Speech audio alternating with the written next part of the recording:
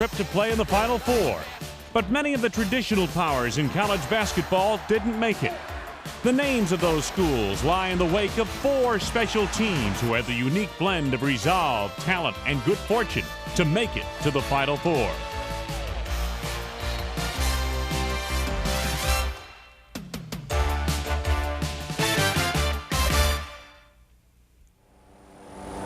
Seattle, Washington is a city of legendary beauty. It's called the Emerald of the Northwest.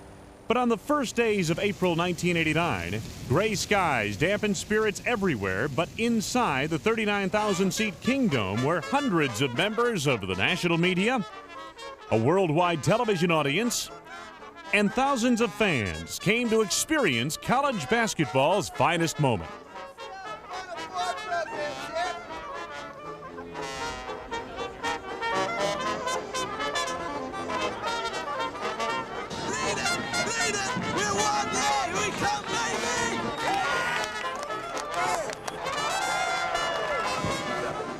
No sporting event matches the Final Four's history of thrilling competition. Lou Henson, coach of the Midwest champion Fighting Illini, had been to the Final Four with New Mexico State in 1970.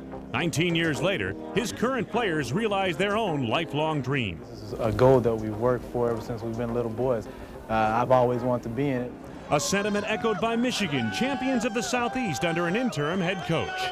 Well, right now, I'm honored to be a part of the Final Four.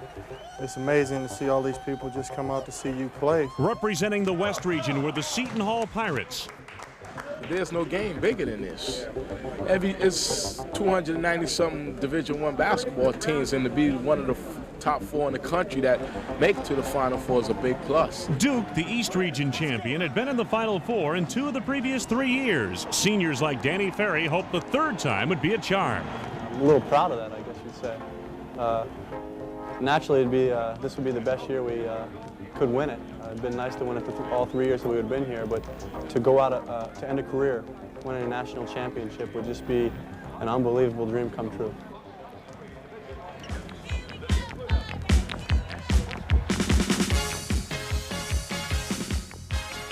Blue skies in Seattle.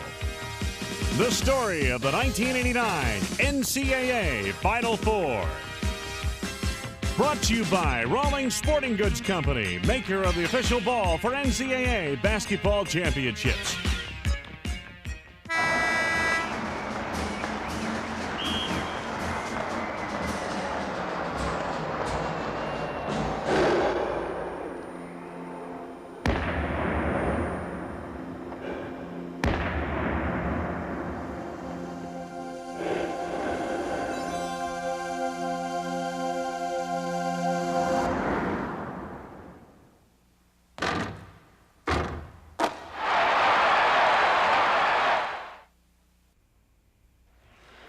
The first semifinal game matched the 30-6 Seton Hall Pirates against the Blue Devils of Duke University, who had posted a 28-7 record. This game was billed as a shootout between Duke's senior forward Danny Ferry, winner of the 1989 Naismith Award given to college basketball's top player, and Seton Hall's Andrew Gaze, a three-point specialist from Australia and star of 2 Olympics. But 2 lesser-known athletes made the difference, one because of an inability to play at full strength, and another because of his ability to elevate his teammates' performance. The Blue Devils' road to the Final Four included relatively easy contests with South Carolina State and West Virginia. In the Sweet 16, the Devils posted a 17-point victory over Minnesota. Into the regional final, freshman center Christian Leitner led the way in an 8-point victory over the top-seeded Georgetown Hoyas. A member of the tournament elite for the 3rd time, Coach Mike Krzyzewski gathered his team for a business-as-usual speech. Tell them to play good defense, play their butts off, move the ball around, have fun while they're playing and play together. The fact that we're playing in the Final Four doesn't mean that you give a more emotional pregame speech. I think the main thing is to be yourself. Picked in a preseason poll of Big East coaches to finish 7th in its league, Seton Hall won 26 regular season games, finishing second only to Georgetown. In the West, the Pirates picked up early victories over Southwest Missouri State and Evansville. Seton Hall then blasted Indiana and UNLV. Teams often fall victim to nerves in the Final Four, so Coach P.J. Carlissimo hoped his would. Just relax and have a good time. My biggest concern is that we get away from the butterflies and we settle down and play. I'm very concerned with the first 5 minutes that we can initiate our offense. PJ's worst fears were realized in the early going as both teams struggled for over 2 minutes without a field goal. But Danny Ferry was able to break Duke out of its slump with deadly accuracy from the outside. Right wing moves up, shoots over Walker in the air. Good! A shot for 2 for Danny Ferry. Give him 6.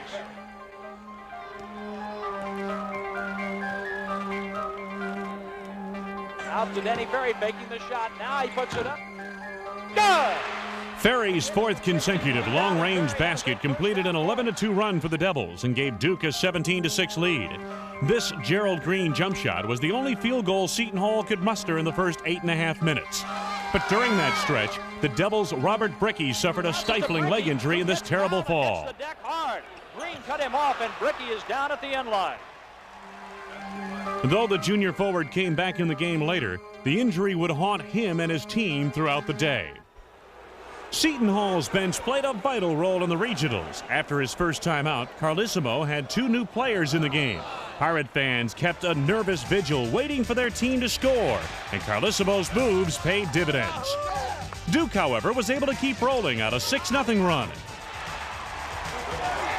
The man to stop was still Danny Ferry. Ahead to Snyder, driving all the way in. Quick pass to Henderson. He misses the dunk, but Ferry gets the rebound and the follow shot. Ferry scored 14 points in just over 7 minutes. When John Smith hit this 3-point shot, Duke led by 18. The Devils, who fell behind early to Kansas in last year's Final Four semifinal, now enjoyed the flip side in '89. Knowing survival keyed on point guard Gerald Green, Carlissimo called another timeout. The other guys were all a little in and out, although Darryl was pretty good. I wasn't talking to them. It was the other guys I was worried about, not Gerald. It was a little too early to be a disaster, but we had a couple legs up on it. With the game in his hands, Green began to push the tempo.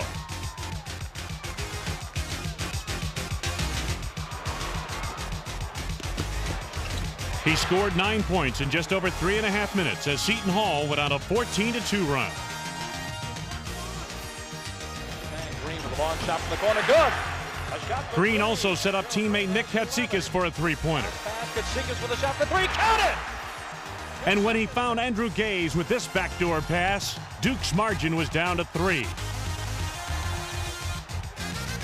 Danny Ferry scored another basket, making the score 38-33 in favor of Duke at the half.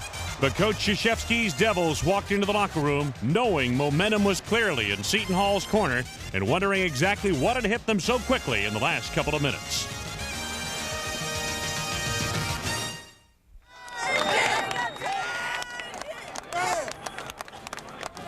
As the second half began, Mike Krzyzewski must have heard the calls for his team to hold its 5-point lead. But he had to be concerned about the Pirate defense, which had held opponents to 37% shooting in the tournament. Carlissimo's goal was to get his top scorer his first points of the game. John Morton responded with 6 quick points in the first 2 minutes. John Morton with the ball. He's playing with 3 fouls all the way in. Lays it high off the glass and good. That bucket brought the Pirates to within 2. But Danny Ferry built Duke's lead to 6 points with this basket and subsequent foul shot. It would be Duke's only trip to the line in the half's first 10 minutes. However, the Devils jumped ahead by 10 when Christian Laettner bowled inside for that basket. But then the shots stopped falling. The Devils missed their next 8 attempts, while the Pirates made 6 of their next 7. 2 baskets each by John Morton and Darryl Walker cut the Devils' lead to 2.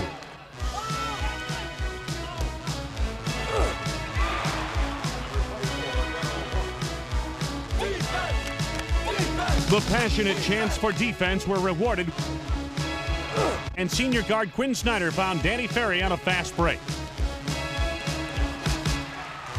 Duke's lead was back to 4. Ferry had 26 points. But Seton Hall was still winning the battle on the boards. The Pirates grabbed 27 second-half rebounds, Duke just 17. This breakaway basket by super sub Michael Cooper gave the Pirates their first lead of the game, 50-49. The Devils, however, would not give up without a fight. Watch the effort by Danny Ferry.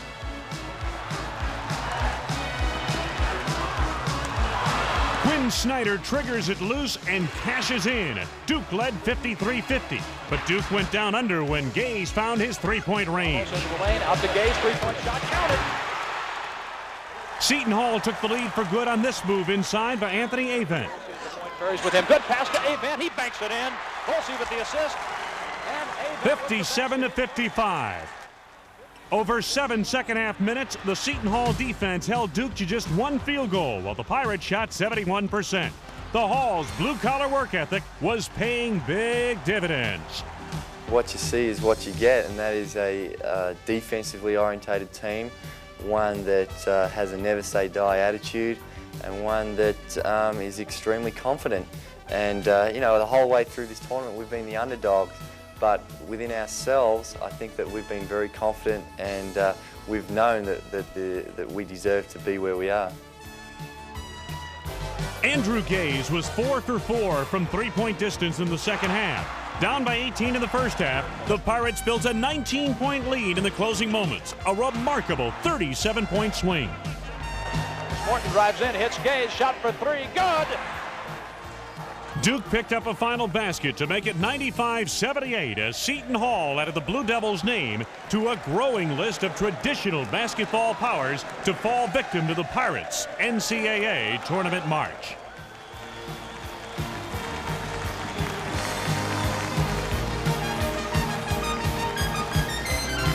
Seton Hall's amazing turnaround included 62 second-half points, 3 shy of the tournament record for points and a half.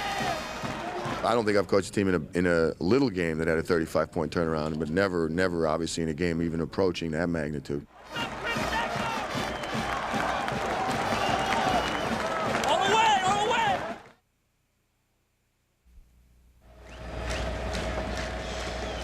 Seton Hall would face the winner of the second national semifinal game between Big Ten rivals Michigan and Illinois.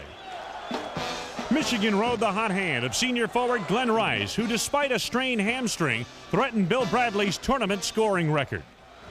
But Rice wasn't the only Wolverine who could put the ball through the hoop. Michigan led the nation in shooting in both 1988 and '89. Illinois, on the other hand, at 31-4, had the best record of any of this year's Final Four teams. But the big story revolved around a Michigan assistant. Steve Fisher was named interim head coach when Bill Frieder left for Arizona State just before the tournament. I don't want somebody from Arizona State coaching the Michigan team. And I want that understood. A Michigan man is going to coach Michigan.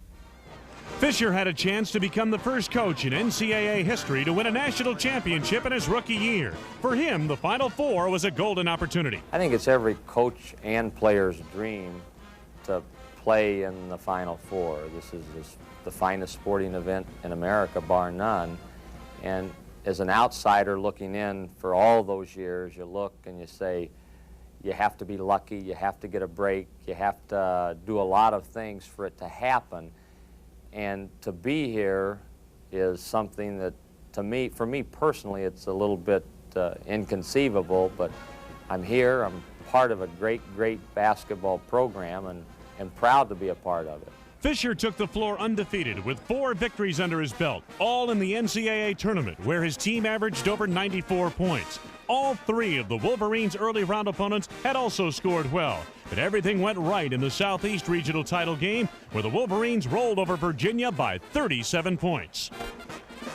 In contrast to Fisher's 4 career wins, Lou Henson had 535 over 27 years. The most recent 4 came in the Midwest region over McNeese State, Ball State, and traditional powers Louisville and Syracuse. Henson spoke to his team before the game with the confidence of a grizzled veteran. I'm going to tell our team how proud I am of them because they've done such an outstanding job. We have another game just like we had a month ago, 2 months ago. We want to go out and do the things that we've been doing. The things that you've been doing and the amount of effort that you put into each and every game will get the job done here. So let's go out and get the job done.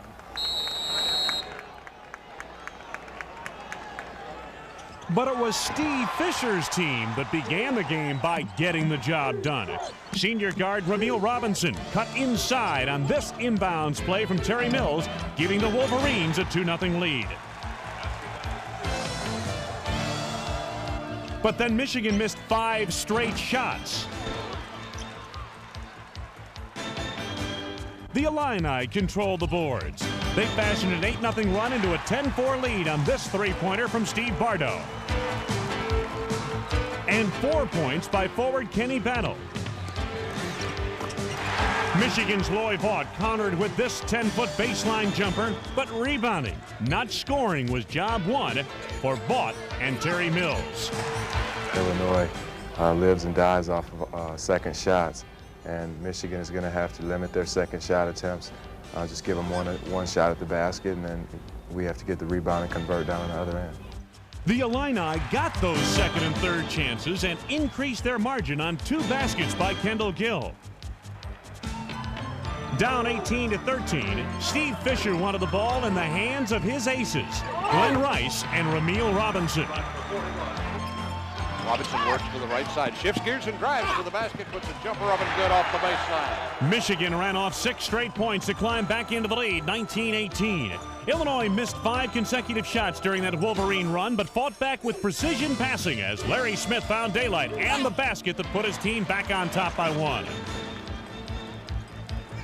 Michigan head football coach and athletic director Bo Schembechler would have held his anger had he known his team would respond in kind. Robinson gives it off to Mills. Mills to Higgins, open, he got it.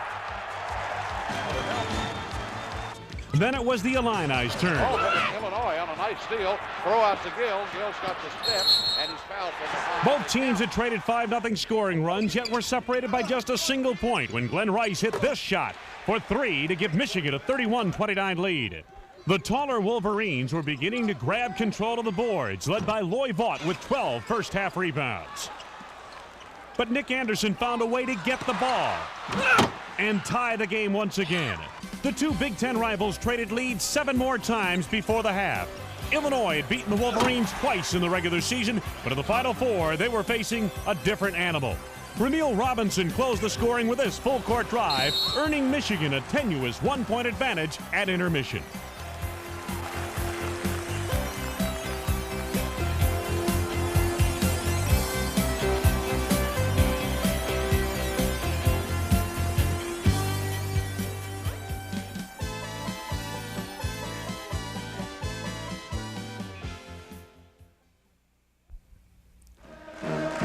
Wolverine fans had plenty to cheer about as the second half began. Their team had accomplished its goal of winning the Battle of the Boards 26-20 and found a way to keep the Illini from going on the warpath. Steve Fisher knew his team was in for a fight in the second half. Rice and Robinson would keep the points coming, but the big men had to keep winning the confrontations inside. The first basket of the half came on Terry Mills' follow of Loy Vaught's miss. And Terry Mills would strike again. Griffin on the right side, going in there low, and Mills breaks open, 2-hand stuff. Michigan was beating Illinois on the offensive boards 11-5. And when Sean Higgins put this shot in on the Wolverines' 3rd try, Michigan enjoyed its biggest lead of the game at 6. It is said that good big men usually beat good smaller men, but this Illini team, smallest in the Final Four, had a big edge in quickness. Bounces off of the baseline. Hamilton opens, got it. Illinois went on a 10-2 spree. Lowell Hamilton had 2 baskets. Kendall Gill, 1 dazzling reverse lay-in. And Nick Anderson's jump shot put Illinois back on top, 54-53.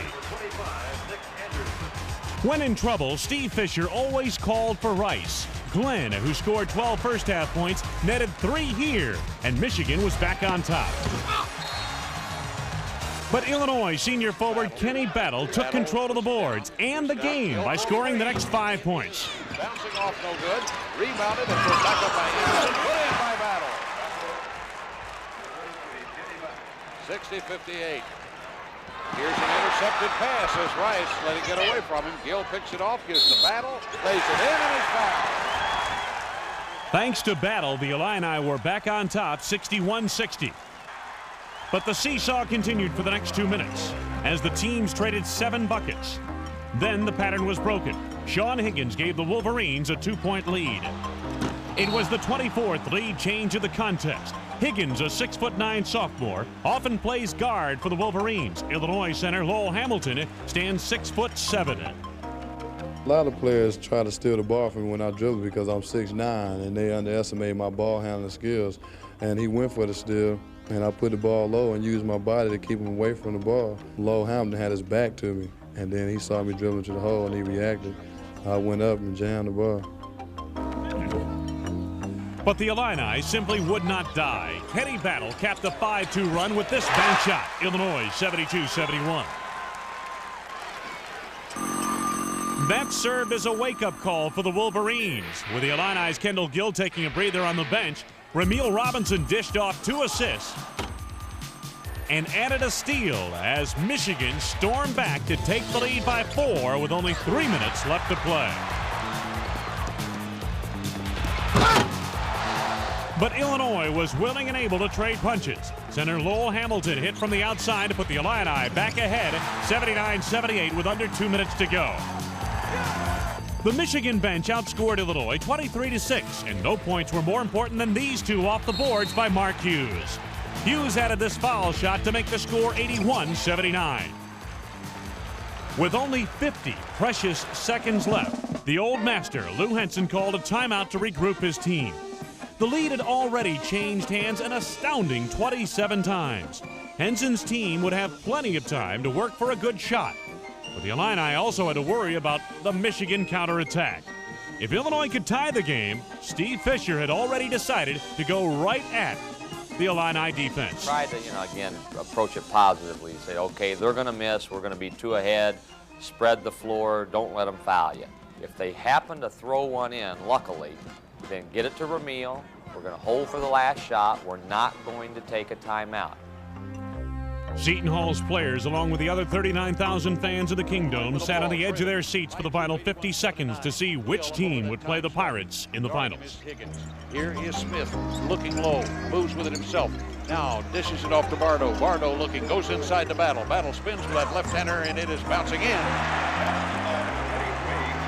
Battle gets a big 2-pointer to tie it, 81 all. 28 seconds left in this basketball game. The inbounds pass, and the pressure is on. Mills takes it, gives it back to Robinson running by, and he gets it over the time stripe. And Bardo reaching in, but doesn't get it. 14 seconds to go. What will the play be? Here is Robinson. Robinson drives to the baseline. He whips it all the way across court, and Mills goes up for a 3. It is no good. Put back up on the rebound. Good! 1 second. 1 second left in the clock. I should have been on the wing, but some kind of way the big fella got out there, passes to him, he shot the ball, and it missed. I thought I was going to go in, so I got on the weak side for a position just in case it didn't, and I fortunately got the rebound. I went up with it because I had a height advantage on him, and the shot went in. With just 1 second left, Illinois had time for only a Hail Mary pass. It was intercepted by Glenn Rice. Michigan had beaten Illinois for the first time this season and advanced to the national championship game with an exciting 83-81 victory. Steve Fisher's 5th of his 5-game career. A team that had been tagged with the label of underachiever had found a coach they believed in and plenty of incentive in being 1 game away from the national title. The NCAA tournament. You don't have 1 shot. That's the reason for that. The guys want it real bad, and when you want something real bad, you have to go get it. Nothing comes to you. Yeah, you're proud and excited and happy to be here, but tell me the runner-up in the last 6 NCAA championships. Everybody remembers the guy that won the first place. So we're going in to win the whole thing, just as I'm sure Seton Hall is.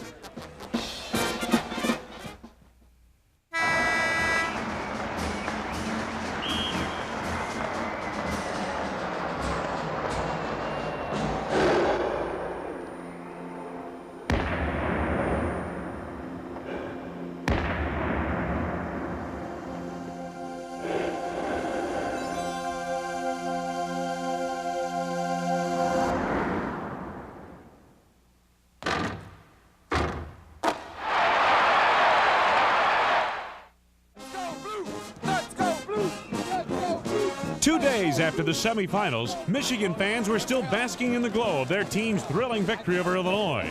The man responsible, Steve Fisher, received some pregame encouragement from his boss as he prepared for a team that averaged a 15-point margin of victory throughout the tournament.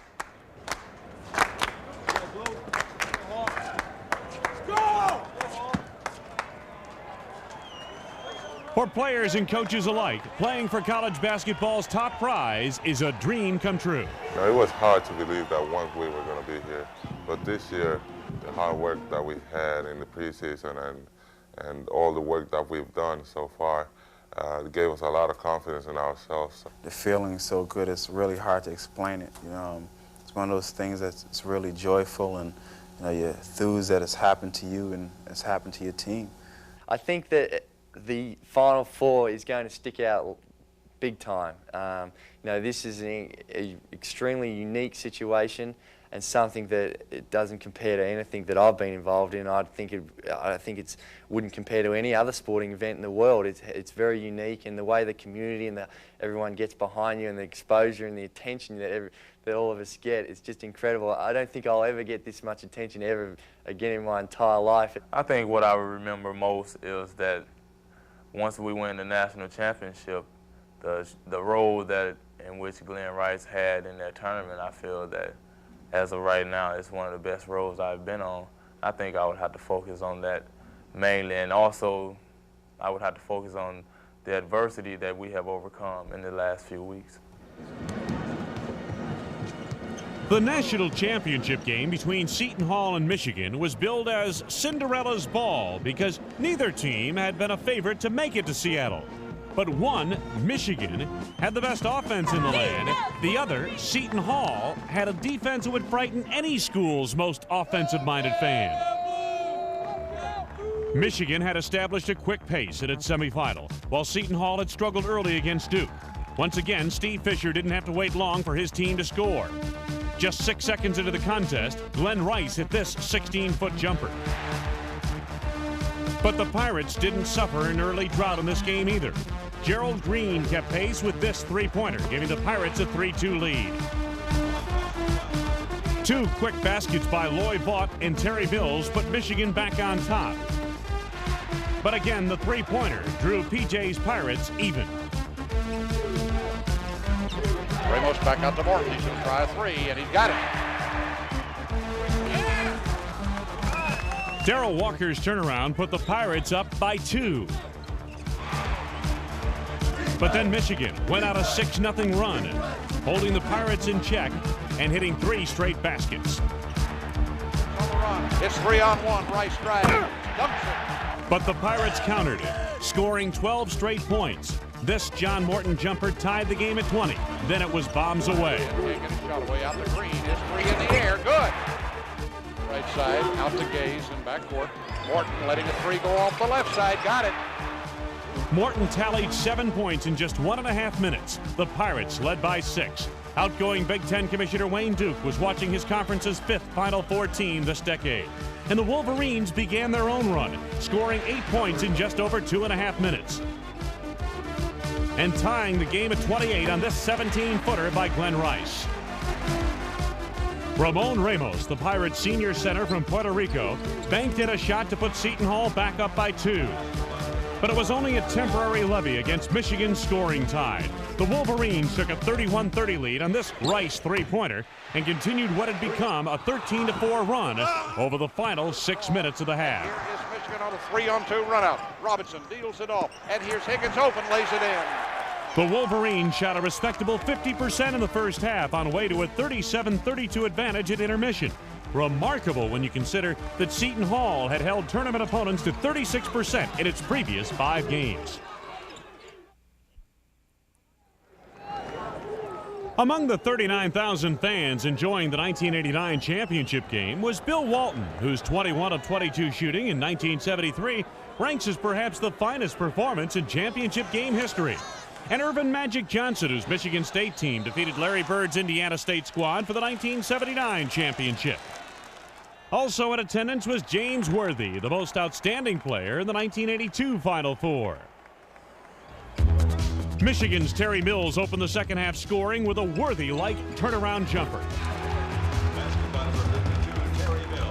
In just under 2.5 minutes, the Wolverines scored 7 points to Seton Hall's 2 and built a 9-point lead.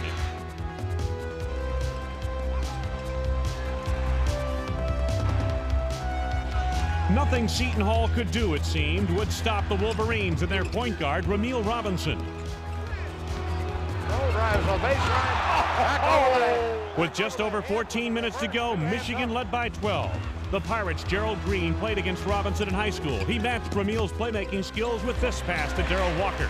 It was Seton Hall's first field goal in over 4.5 minutes.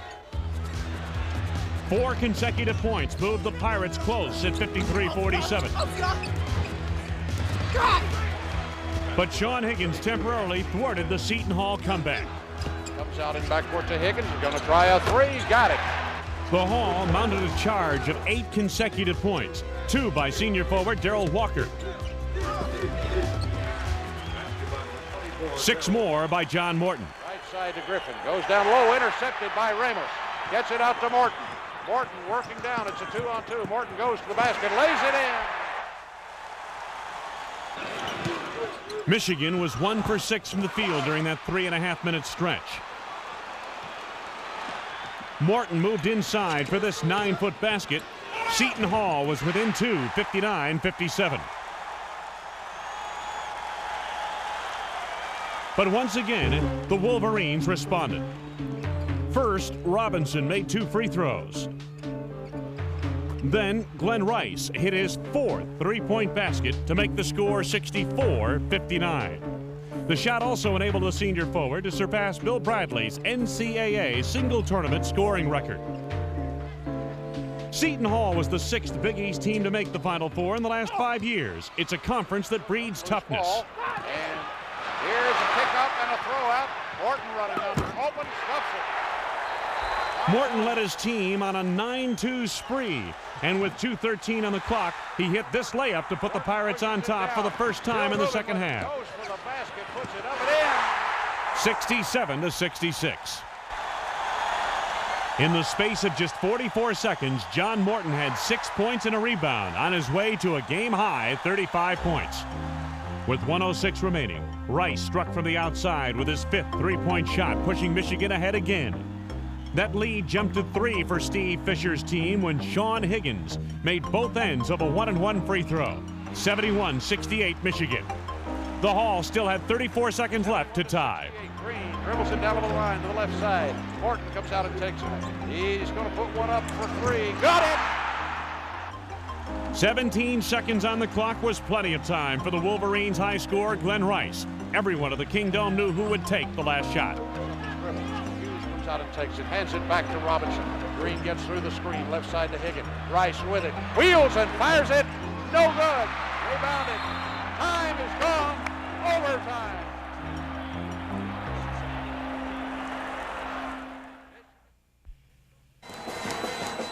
And so Michigan and Seton Hall, only the 5th overtime game in NCAA championship history, the first since 1963. Steve Fisher was hoping to find a way to attack Seton Hall's down-the-stretch defense, one that had handed UNLV and Indiana their worst ever losses in NCAA postseason play. Carlissimo had to concentrate on stopping Glenn Rice and getting his own sharpshooter, Andrew Gaze, on the scoreboard.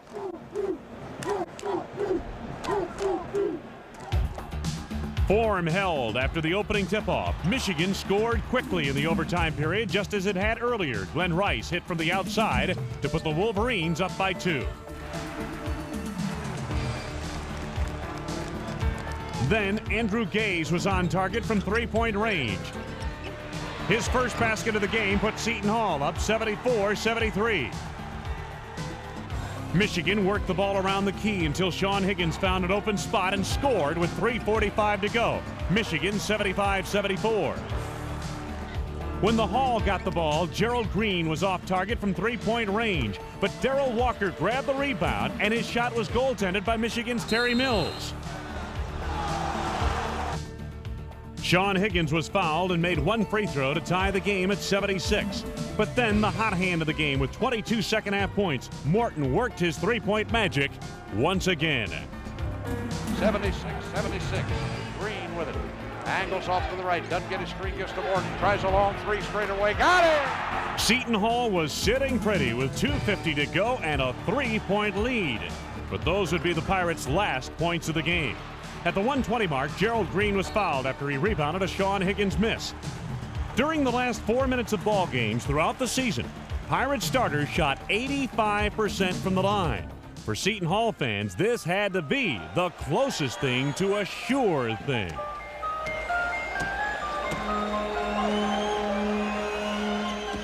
But Green was off target, and the Wolverines' Terry Mills took the rebound.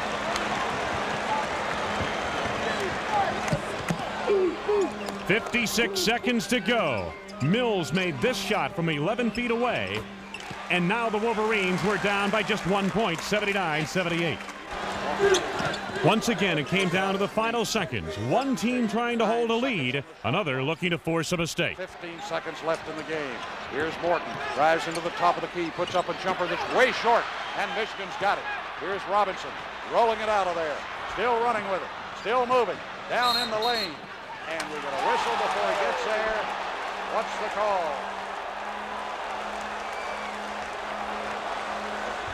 Ramil Robinson, just a 64% free throw shooter during the regular season. Now he held the Wolverines' entire season in his hands.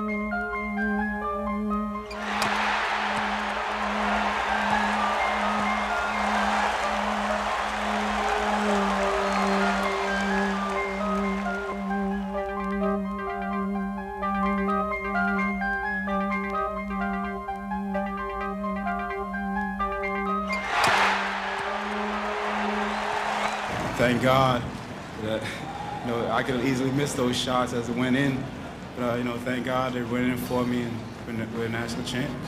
When Ramil stepped to the line, I felt very confident. I flashed back a thought of Wisconsin. 7 seconds to go, we're 1 point behind, or maybe 5 seconds.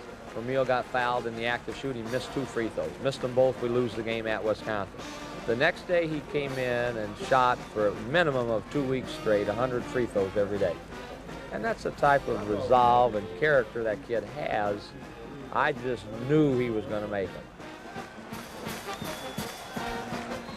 With 3 seconds left on the clock, Seton Hall had to pray for a miracle.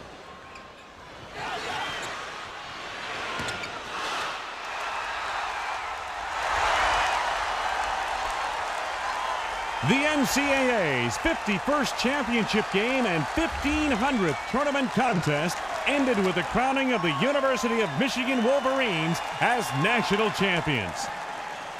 The 6th time in the 1980s that the championship game had been decided by 3 points or less.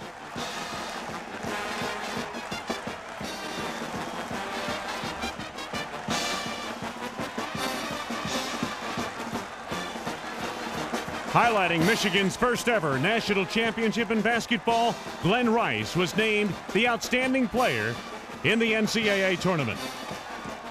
Well, I knew coming into the tournaments that for Glenn Rice to get this team to a national championship that I would have to play much harder than I had played in the preseason. I knew that I was going to have to lead the team in many different ways besides scoring, and I tried to do that. Before we went on the court, I said, look up at those banners that are flying or hanging in the far end, and picture Michigan 1989 champs up there. And 20 years from now, when you go to a tournament and bring your kids, you can point to that and have that ring and talk about what you did to help us get it. And I said, that's a feeling and an accomplishment that you'll have forever, and we're going to have it.